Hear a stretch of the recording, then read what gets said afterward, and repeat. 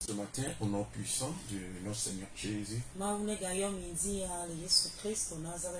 disons merci à l'Éternel pour ce temps qu'il nous accorde encore à rester en sa présence.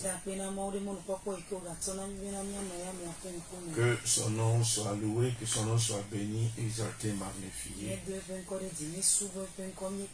Que les écluses des cieux soient ouvertes sur vos vies. Et que vos vies ne soient plus jamais la même chose.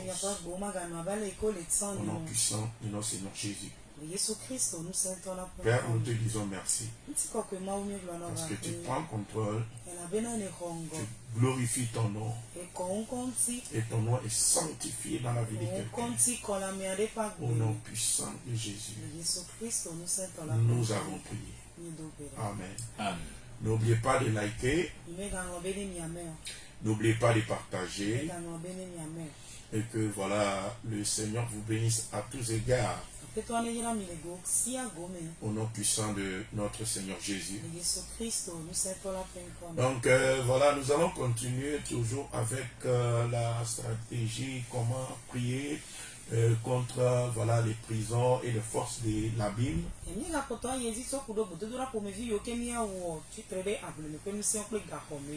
Alléluia. Amen. Et nous voulons toucher du doigt particulièrement aujourd'hui le 4e point.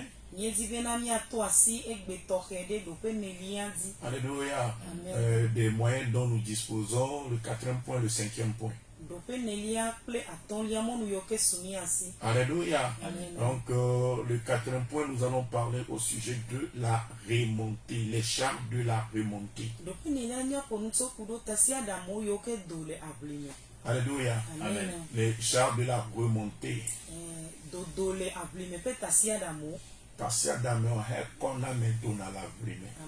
Alléluia. Amen. Donc les chars de la remontée. Que le Seigneur nous bénisse au nom puissant de Jésus-Christ. Mais avant de toucher à cela, nous avions eu à toucher des moyens importants. Ce qu'il convient de faire. Alléluia, car nous voulons vraiment, véritablement délivrer nos vies de prison et de l'abîme. En premier lieu, c'est de voilà, se réconcilier avec Dieu éventuellement par rapport voilà, aux omissions et tout ce qu'on aurait pu faire qui a ouvert la porte dans nos vies. Nous avions vu que c'est après que le roi David est couché avec Bathsheba, la femme d'Uri, que la porte fut ouverte sur sa vie. Il fut précipité dans l'abîme, comme lui-même a rendu le témoignage par toute la parole de Dieu. Il a expérimenté cette prison. Il a expérimenté la douleur, l'amertume. Alléluia. Amen. Sa maison fut ravagée. Et la première chose qu'il a dû faire, c'est de se repentir et de se réconcilier avec Dieu.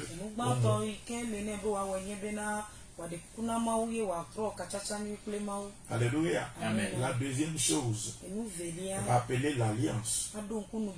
Alléluia. Amen. Parce que l'alliance est un soubassement qui donne à notre Seigneur le pouvoir d'intervenir dans notre vie. L'alliance a en elle un traité de protectorat. Amen, de protectorat, c'est-à-dire par lequel il y a la protection sur nos vies. Alléluia. Amen. Et c'est pourquoi la Bible a dit dans Zacharie 9, le verset 11 à 13. Et pour toi, à cause de ton alliance scellée par le sang, je retirerai tes captifs de la fosse où il n'y a pas d'eau.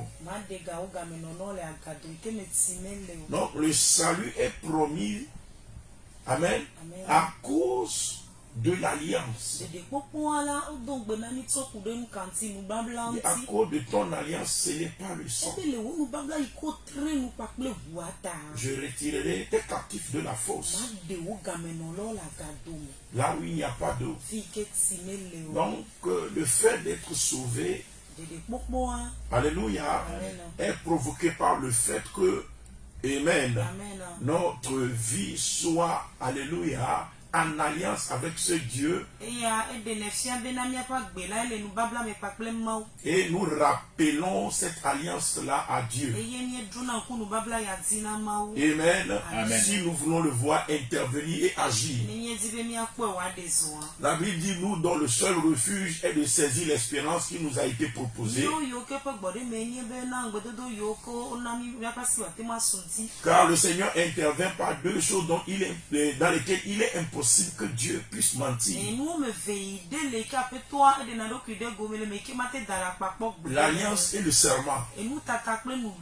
Alléluia. Amen. Donc, dans ces moments-là, où nous nous sentons, alléluia, amen, combattus, emprisonnés, envahis par les forces de l'abîme. Alléluia. Amen. Il s'avère alors important pour nous, amen, de faire intervenir l'alliance. Parce que l'alliance l'a dit clairement, à cause de l'alliance, ce n'est pas le sang. On retirera nos captifs, nos prisonniers de la fosse. La fosse, c'est le lieu destiné pour la prison des démons et des êtres humains. Selon 2 Pierre 2, le verset 4. Alléluia. Amen. Amen. On a vu plein de versets là-dessus. Donc, que le Seigneur nous bénisse. Deuxième chose, rappeler l'alliance. Troisième chose, mettre l'abîme à sec. Cela est tellement important. D'abord pour créer des ouvertures et des opportunités. Et donner accès à quelqu'un à ses bénédictions. Et quand l'abîme envahit la vie de quelqu'un,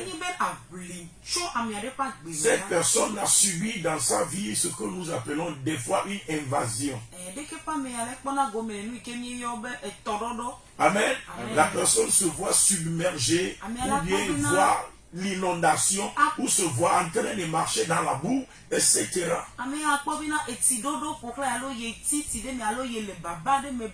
Amen.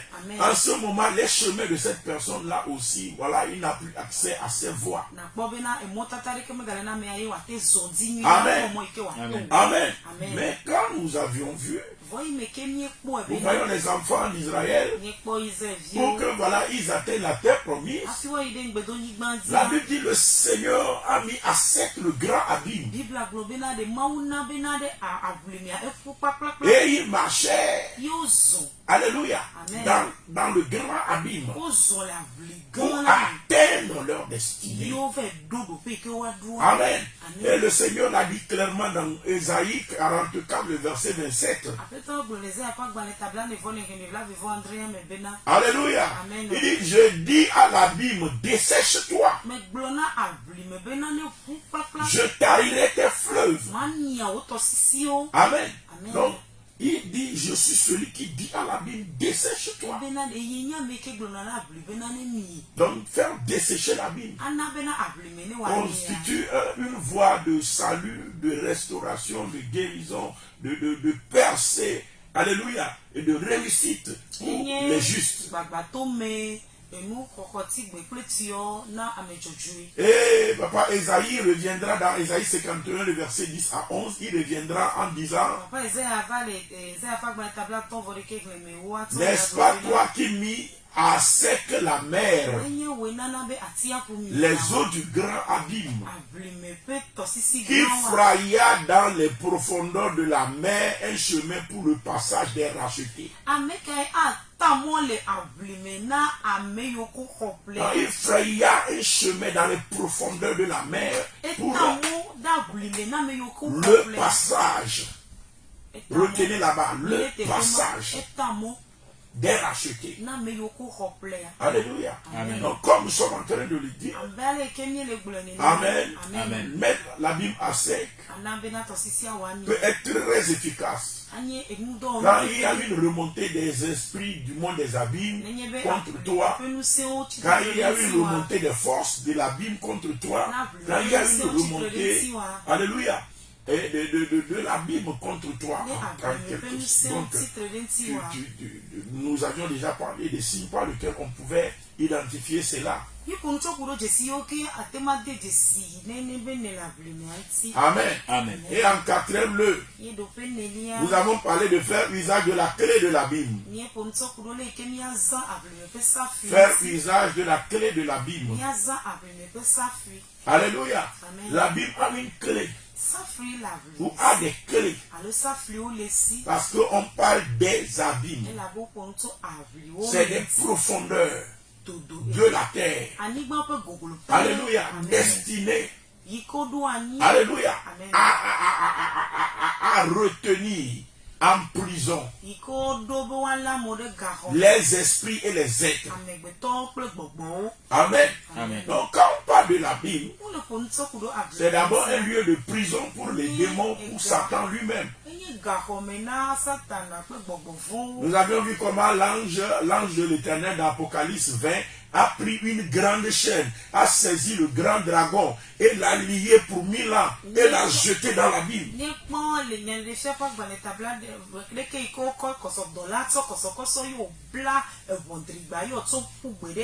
Apocalypse 20 à partir du verset 1, il dit: puis je vis descendre du ciel un ange qui avait la clé de l'abîme et une grande chaîne dans la main. Il saisit le dragon, le serpent ancien qui est le diable ou encore Satan, et il le lia pour 1000 ans. Vous voyez, donc le diable lui-même a fait les frais de la prison de l'abîme. Amen. Il en a fait les frais. Il a subi. Amen. Donc David a témoigné que lui aussi a subi cela. Alléluia. Donc le Seigneur intervient pour nous. Le quatrième point, c'est les chars de la remontée. Faire usage des chars de la remontée. Qu'est-ce que nous voulons insinuer en parlant des chars de la remontée?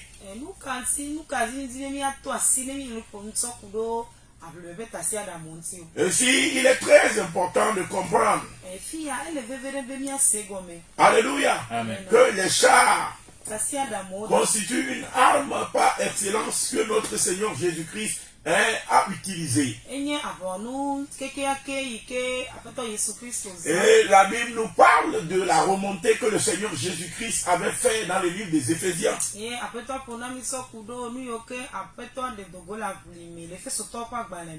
Alléluia. Amen. Éphésiens 4, le verset 8 à 10. La Bible nous parle de la remontée de Jésus là-bas. Amen. C'est très important. C'est facile, alléluia, de prendre l'histoire biblique, amen, dans son aspect historique.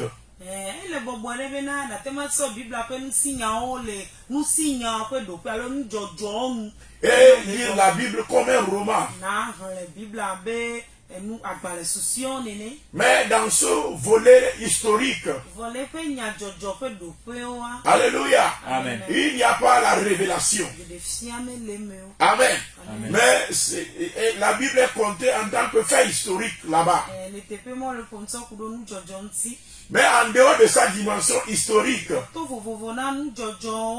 la Bible a une dimension, amen, prophétique et spirituelle. Et la dimension prophétique et spirituelle de la Bible révèle derrière l'histoire, à le mystère qui se cache.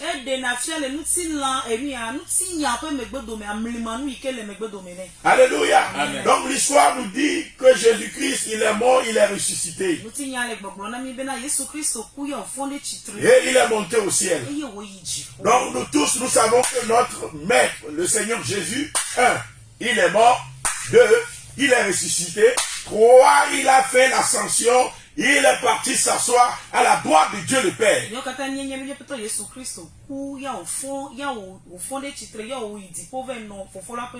Amen. Amen. Amen. Amen. Mais derrière cette remontée,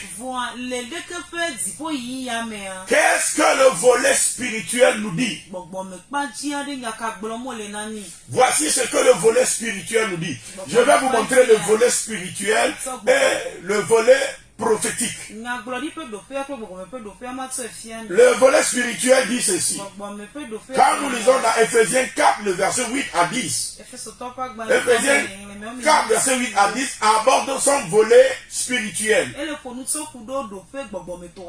La Bible dit, c'est pourquoi il est dit, étant monté en haut, étant monté en haut, il a amené des captifs. Le volet spirituel est en train d'établir un autre fait. C'est-à-dire, derrière la résurrection, la grande délivrance qui a eu lieu, mais personne ne peut le voir. Les gens ont vu que Jésus est ressuscité. Pierre l'a vu dans le jardin. Alléluia. Amen. Et il a vu qu'il n'est plus dans le tombeau. Alléluia. Amen. Et Marie a constaté, Marie l'a vu, il dit, où l'avez-vous mis? Puis il a répondu, voilà. Me voici. D'autres disciples l'ont vu. Alléluia. Amen. Sur le chemin d'Emmaüs. Et puis encore. Alléluia. Amen. Thomas, le plus incrédule des disciples, a posé des conditions que vous tous vous êtes en train d'halluciner. Moi, si je ne le vois pas, je ne mets pas mes mains dans ses plaies. Je ne touche pas aux plaies de pieds, aux plaies de mains. Allez vous faire voir avec vos ragots là. Alléluia. Amen. Amen. Amen. C'est pourquoi vous allez voir aucun chrétien ne met au monde un enfant et lui donne le nom de Thomas. Alléluia. Amen. C'est le signe du plus grand incrédule d'entre les disciples. Alléluia. Il dit, si moi je ne touche pas, je ne crois pas. Mais soudain, quand ils étaient dans la chambre en train de manger, a apparu un homme. Dit que la paix du Seigneur soit avec vous. Il dit, Thomas, approche-toi. Mets tes mains dans les pieds. Me voici. Viens toucher. C'est ainsi que tu pourras croire. Thomas, alléluia, Amen. est le disciple qui est prêt à défendre que son maître n'est pas ressuscité. Donc tous les gens là, Pierre, etc., qui ont reçu les révélations là, ont un gargantua sur leur chemin, Thomas. Donc pour faire taire la polémique, Jésus s'est apparu, dit Thomas, amène-toi, mets la main dans les pieds, dans les mains, et crois. Et il s'est agenouillé. Il dit, mon Seigneur et mon roi. Jésus dit, parce que tu as vu Thomas, tu as cru. Mais heureux ceux qui n'ont pas vu. Mais ils ont cru. Amen. J'écoute pas quelqu'un dire Amen. Amen. Alléluia. Amen. Donc, comme je suis en train de le dire, ça c'est le fait historique établi, dont l'évidence a été prouvée qu'il est vraiment ressuscité, parce que le tombeau était demeuré vide. Maintenant, le fait historique, le fait spirituel, la Bible dit, il a amené des captifs. Ce qui veut dire que la résurrection là ne s'est pas produite seule. Mais derrière cette résurrection, il y avait beaucoup d'autres personnes qui sont aussi ressuscitées avec lui, qui ont remonté les abîmes avec lui, qui ont quitté le séjour des morts avec lui. Mais ça là, on ne peut pas le voir avec des yeux physiques. Donc ce n'est plus là un fait historique, mais c'est un fait spirituel. Alléluia. Amen. Comprenez ce qu'on appelle fait spirituel. Alléluia. C'est une vérité établie. Amen. Mais qui dépasse le cadre du naturel, qui rentre dans le cadre de ce qu'on appelle le paraphysique. Donc la Bible dit il a amené des captifs et il a fait des dons aux hommes. Or, que signifie il est monté? Sinon qu'il est aussi descendu dans les régions inférieures de la terre. Il est descendu où? Dans les régions inférieures de la terre. Il est descendu où? Il est descendu jusqu'au Sheol. Il est descendu dans l'abîme. Alléluia. Amen. Il est descendu dans les régions inférieures de la terre. Et le verset 10 dit, celui qui est descendu, c'est le même qui est monté au-dessus de tous les cieux, afin de remplir toutes choses. Alléluia. Amen. Donc, ici, le fait spirituel établit d'autres vérités que le fait historique n'a pas établi. Et le fait spirituel dit, il est ressuscité avec beaucoup de personnes.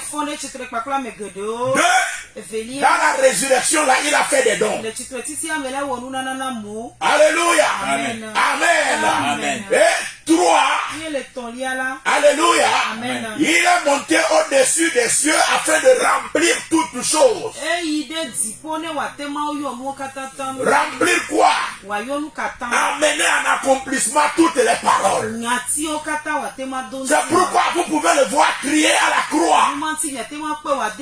Tout est accompli. Tout est accompli. Tout est accompli. Alléluia. Il a rempli toutes choses. Il n'y a pas, amen, un iota de la parole qui n'est pas accompli en Jésus. Mais toute la parole s'accomplit en une seule personne, Jésus-Christ de Nazareth. On n'a pas besoin d'autre chose. Alléluia. Amen. La Bible dit il est le seul médiateur entre Dieu et les hommes. Si tu as compris, dis-moi Amen. Amen. Donc, comme je suis en train de le dire, alléluia, seul Jésus, amen, amen, sa résurrection, amen, a d'abord été compté en tant que fait historique. Ensuite, a été compté en tant que fait spirituel. Et le fait spirituel nous dit, il est d'abord descendu dans la région inférieure de la terre. Et ensuite, il est remonté pour partir s'asseoir au ciel. Et le fait spirituel nous dit aussi qu'il a amené des captifs avec lui. Et le fait spirituel nous dit aussi qu'il a fait des dons aux hommes. Ça, c'est des vérités spirituelles. Mais en dehors du fait spirituel, il y a aussi la vérité prophétique. la vérité prophétique, loin d'être seulement un simple fait spirituel, est un fait révélé. Alléluia. Amen. Amen. Amen. Qui met en lumière des énigmes et des signes cachés.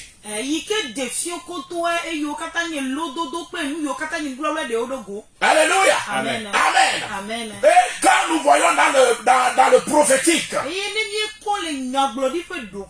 le volet prophétique de la résurrection de Jésus, nous le retrouvons dans Psaume 68, le verset 17. Psaume 68, le verset 17. Le Psaume 68, le verset 17, jusqu'au verset 22, nous relate le volet prophétique de la résurrection de Jésus. Et ce volet-là va révéler les secrets, les mystères, tout ce qui est caché derrière, alléluia, cette résurrection, mais qui a été révélé aux prophètes.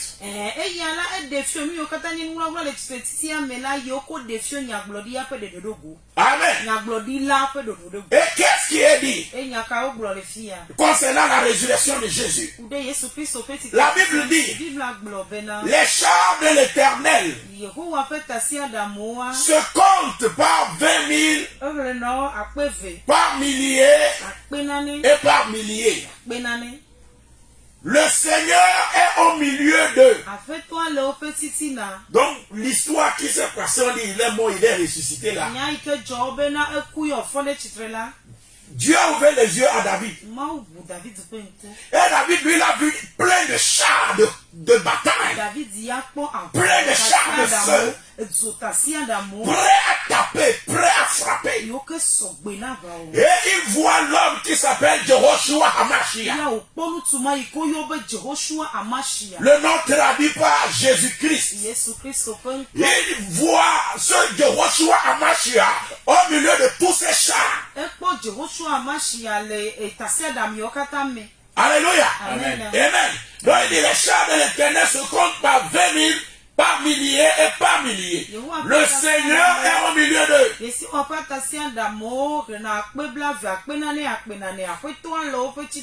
l'autre nom de Jehoshua Hamashiach, c'est encore le Sinaï. Il s'appelle son nom encore, c'est le Sinaï. Donc il dit, le Sinaï, tout ça là, c'est des indices prophétiques. Qui est scellé au milieu des disciples.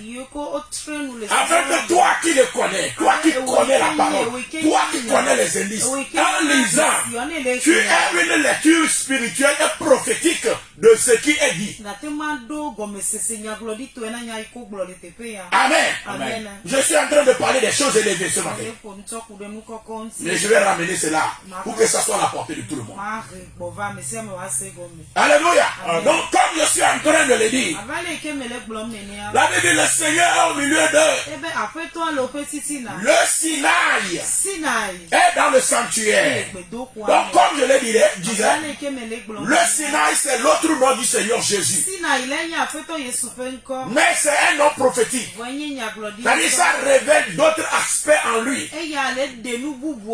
Parce que Jésus-Christ est la pierre vivante. Il est le rocher qui porte 7 yeux. Alléluia. Amen. Il est l'incarnation de la montagne de Sinaï.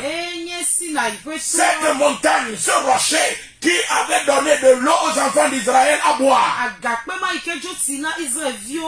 Et quand nous lisons dans 1 Corinthiens 10, le verset 4. 1 Corinthiens 10, le verset 4. Met l'accent sur le Sinaï. Et 1 Corinthiens 10, le verset 4 nous dit. Et il dit qu'ils ont tous bu le même breuvage spirituel. Car ils buvaient à un rocher. Un rocher spirituel qui les suivait. Et ce rocher était Christ. Ce rocher était Christ. Un rocher spirituel qui les suivait. Quel est le nom de ce rocher? C'est le rocher là qu'on appelle le Sinaï. Et la Bible dit maintenant dans 1 Corinthiens 10, le verset 4, que ce rocher-là était Jésus.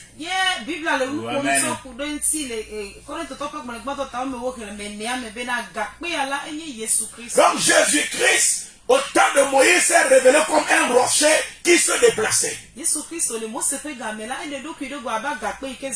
c'est le volet prophétique. Le prophète a une autre vision de la chose. Alléluia. Tu peux avoir une vision spirituelle et ne pas avoir une vision prophétique.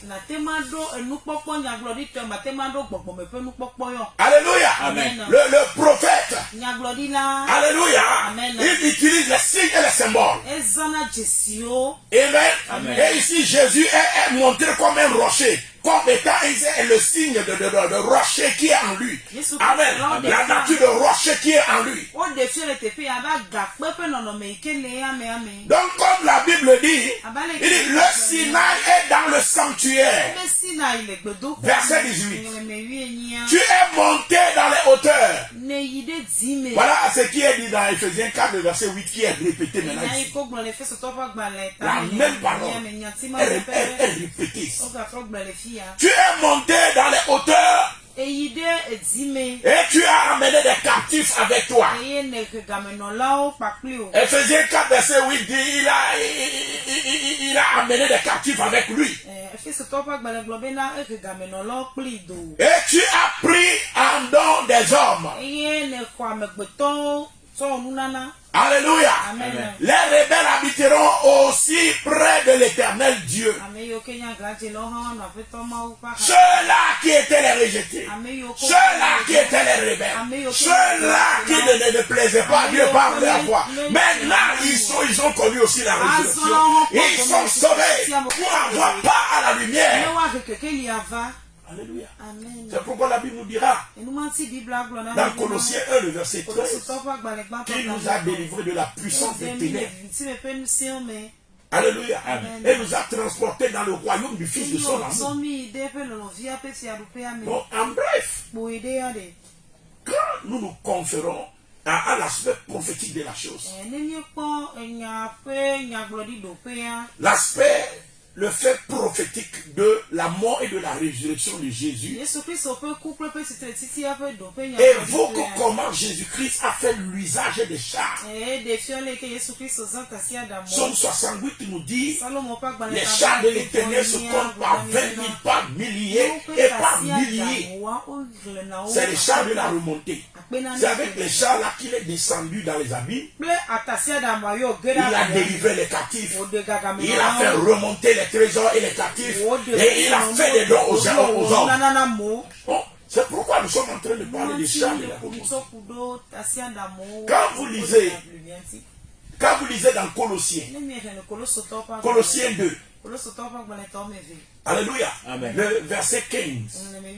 Colossiens 2, le verset 15 nous dit que je vais faire la lecture. Je vais d'abord faire la lecture de Louis II et puis ensuite je vais faire la lecture de français courant, si quelqu'un français courant, ou bien si quelqu'un a une Bible dynamique, alléluia, parole vivante, ou Bible du semeur, etc. Si vous avez une Bible dynamique, on va lire aussi dans une Bible dynamique. Parce qu'il y a certaines choses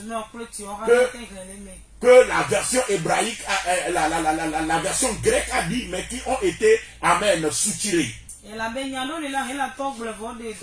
Mais dans les versions dynamiques, vous les retrouvez. Amen. Amen. Amen. En lisant Colossiens 2, le verset 15,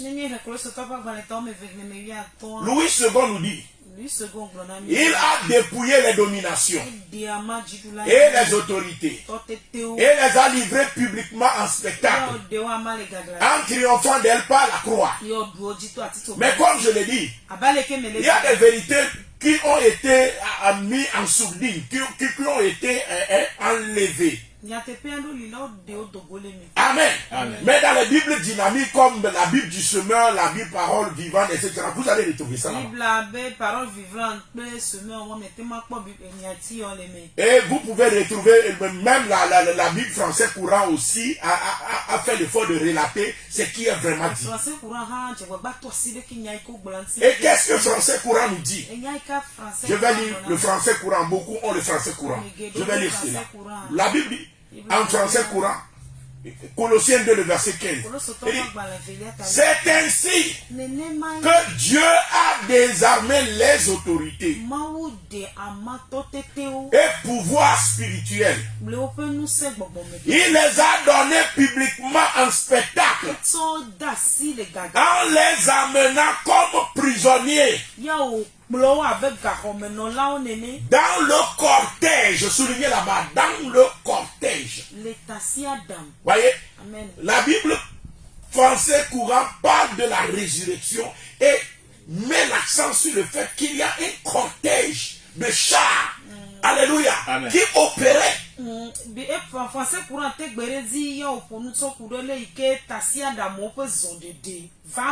Alléluia. Amen. Donc nous voyons clairement là-bas un cortège opéré là-bas. Ce qui avait été omis dans Louis II. Amen. Quand vous lisez dans la Bible semeur parle aussi de ce cortège. Amen. Parce qu'ils ont voulu traduire exactement ce que la version grecque disait. Et le Nouveau Testament de Alfred Cohen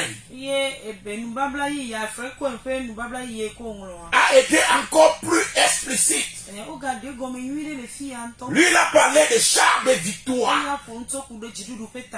Il les a traînés derrière son char de victoire.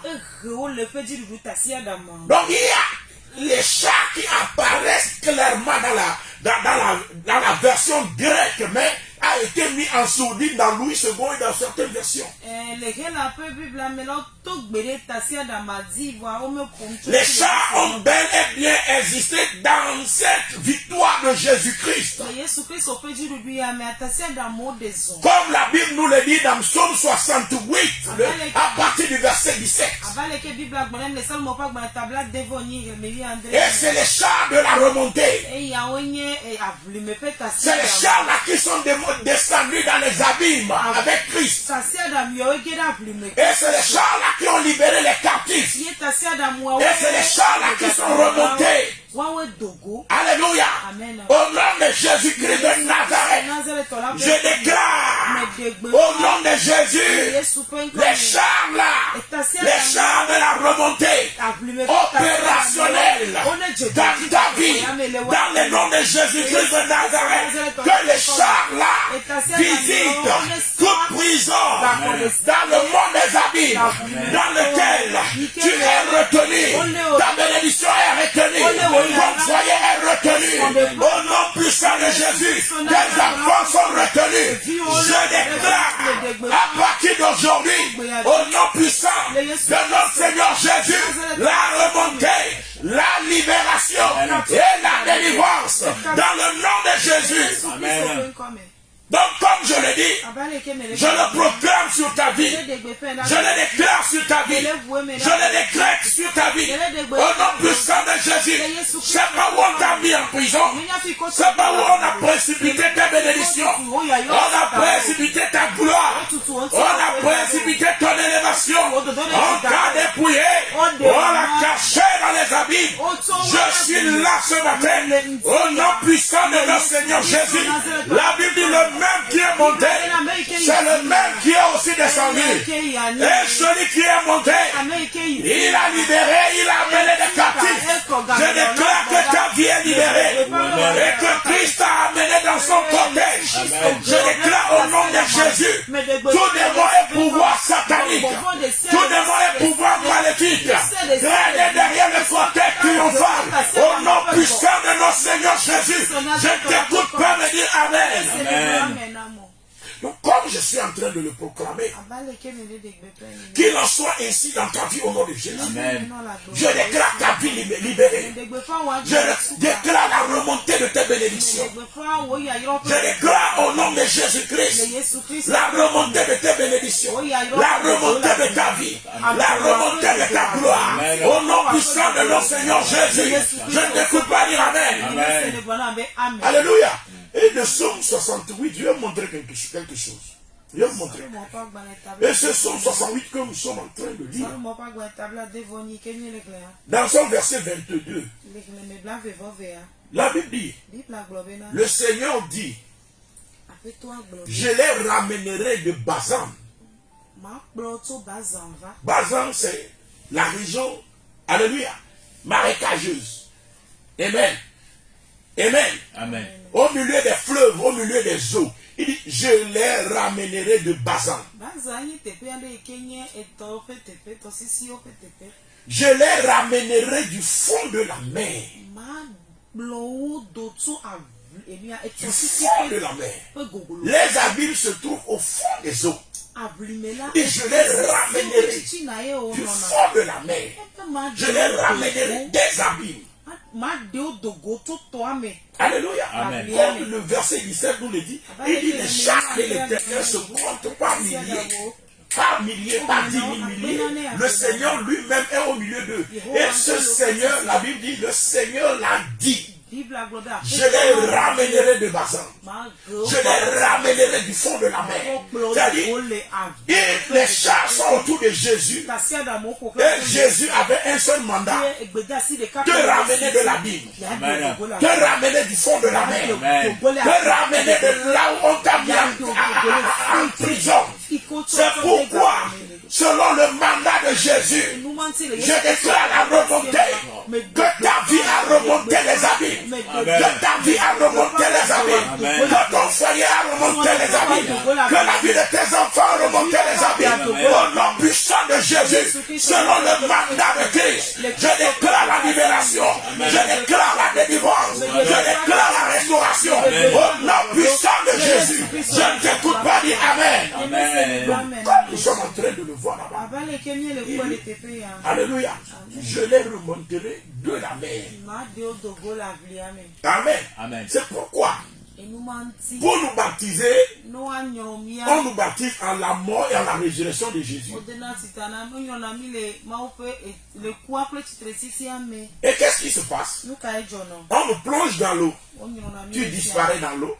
Après, on te relève. Ça veut dire quoi? Tu es descendu dans l'abîme et tu as connu aussi la remontée. Tu as connu la remontée. Et la Bible nous dit dans Romains 6. Amen. Amen. Nous sommes devenus une même plante avec lui par la conformité à sa mort et par la conformité à sa résurrection. Romains 6 à partir du verset 4. Et cela est lieu afin que nous puissions marcher maintenant en nouveauté de vie. Car une vie nouvelle, une vie restaurée, une vie de délivrance, une vie, alléluia, de restauration à tous égards financiers. Parce que tu as connu la remontée. Chaque chrétien doit connaître la remontée. Et quand vous voyez dans Ephésiens 4, le verset 8, Amen. Amen. Vous allez voir à partir du verset 11, quand il a parlé de la remontée, à partir du verset 8 jusqu'à 10, le verset 11 nous parle du baptême en même temps. C'est significatif. Alléluia. Amen. Que quelqu'un déclare au nom de Jésus, j'ai connu la remontée avec les chars de la remontée. Je déclare que ma vie, que mon foyer, que la vie de mes enfants, que mes finances ont connu la remontée avec Jésus qui m'a fait des dons. Au nom de Jésus, je déclare que je suis devenu une même plante avec lui par la conformité à sa mort et par la conformité à sa résurrection, afin que les chars de la remontée opèrent dans ma vie. Au nom de Jésus, j'active les chars de la remontée et je déclare que tout ce qui est à moi et qui est demeuré dans les abîmes a remonté avec Christ. A remonté avec Christ. Je suis libéré. Je suis délivré. Mes enfants sont délivrés. Ma bénédiction est délivrée. Mon foyer est délivré. Tout cadenas avec lesquels ils ont été cadenassés est brisé. Est brisé. Est brisé. Toute pierre précipitée dans les profondeurs des eaux pour me précipiter à remonter. Au nom de Jésus, je déclare une totale restauration, une remontée parfaite. Au nom puissant de notre Seigneur Jésus, je ne t'écoute pas me dire Amen. Que le Seigneur te bénisse. Amen. Je vais prier avec toi. Mais avant de prier, alléluia, après ce quatrième point, qui est le point de la remontée, vous pouvez aussi envoyer le feu dans les abîmes. C'est avec ça on termine. Amos 5, le verset 4. Amos 5, le verset 4. La Bible dit, le Seigneur, l'Éternel, m'envoya cette vision. Amen. Amen. Voici le Seigneur l'Éternel proclamait le châtiment par le feu. Et le feu dévorait le grand abîme et dévorait les champs. Le feu dévorait le grand abîme. Le feu dévorait. Que le feu dévore tout abîme qui a combattu et qui est remonté contre toi. Que le feu le dévore. Que le feu le dévore. Que le feu le dévore. Que le feu le dévore. Que le feu le dévore. Au nom de Jésus-Christ de Nazareth. Que la bonne main de l'Éternel se repose sur toi. Je déclare la remontée dans ta vie. Je déclare la restauration dans ta vie. Je déclare au nom de Jésus que tout démon qui est là-bas et qui lui contacte ton foyer, tes finances, etc. Que le feu dévore le grand abîme. Qu'il soit brisé, dévoré dans le monde. Au nom puissant de notre Seigneur Jésus. Je ne t'écoute pas me dire Amen. Que Dieu te bénisse. Au nom puissant de notre Seigneur Jésus. Passez une excellente journée. N'oubliez pas, vous pouvez nous retrouver sur Moram TV ou sur notre page Réveil et Restauration ou carrément sur YouTube. Alléluia, vous pouvez nous retrouver sur Amen. Moram TV sur YouTube. Alléluia. Que le Seigneur vous bénisse. Nous sommes dans notre second jour de jeûne. Rejoignez-nous sur Bossa Herbis ce soir. Nous allons jeûner, prier encore pour la restauration, pour la guérison, pour la délivrance. Vous pouvez nous joindre hors antenne sur le 00228 qui est l'initial du Togo, accompagné de 99 67 12 26 ou bien 90 31 10 52. Que le Seigneur vous bénisse. Excellente journée à vous. Shalom, shalom, shalom. Bonne continuation dans le jeûne et prière. Bye bye.